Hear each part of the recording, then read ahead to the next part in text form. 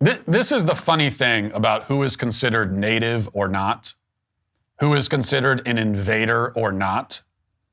CNN commentators have no problem announcing that white people whose ancestors have been in the country for 20 generations should go back home if they're in South Africa. But try telling the Somalis in Minnesota to go back home.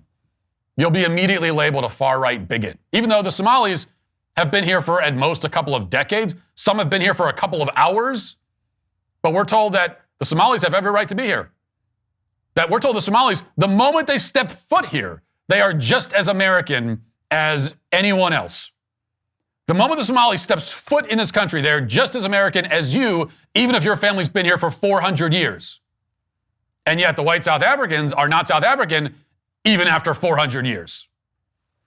And Americans who can trace their lineage back several centuries, they just have to shut up and take it in this country. No matter where they are, maybe you've noticed white people, no matter where they are always the colonizers and have no legitimate claim to whatever land they're on. In other words, under the left's framework, white people are the only demographic on the planet that can never be considered truly at home or native to any country anywhere. You know, we'll be told that a white person's true home is Western Europe. And yet, if any white person in the UK claimed that it was a white country, they'd be condemned. You know, they say to us in America that this isn't our land, right? It's stolen. So where is our land? They will not follow that to its conclusion and say that, well, Europe is the white man's land. They're not going to say that. So where is it?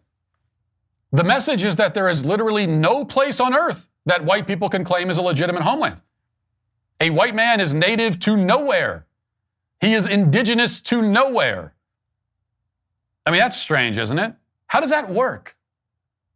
Like, have you noticed that there's no country on the planet with white indigenous people? How is that possible? Where did the white people come from? Did they fall out of the sky like rain? Did they magically spawn out of thin air?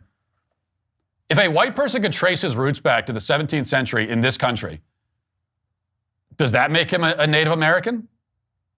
I mean, at what point can the white person say, yeah, I am native to this country? How many centuries does he need to be? Does his family need to be in a country to be native to it?